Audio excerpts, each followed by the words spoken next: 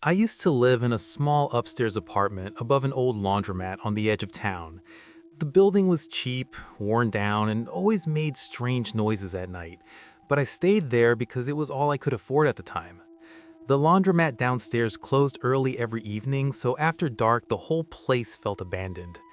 The only other tenant on my floor was an older man at the far end of the hall, and I barely ever saw him. One night, I got home late from work, locked my door, made something to eat, and sat on my couch watching videos on my phone. It was quiet enough that I could hear the buzzing of the hallway light outside my apartment.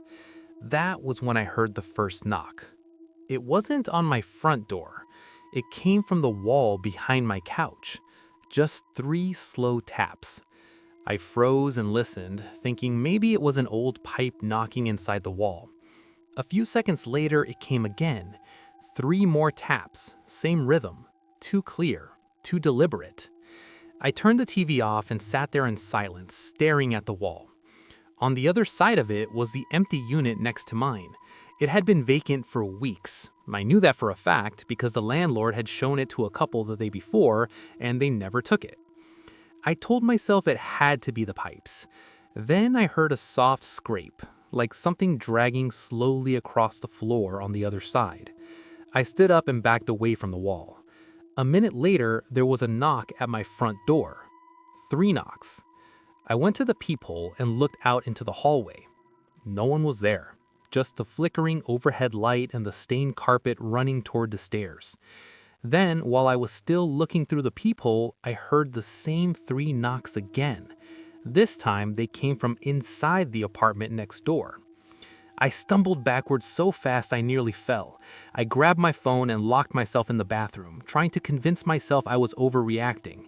I stayed there listening for footsteps in the hall, for voices, for anything that made sense.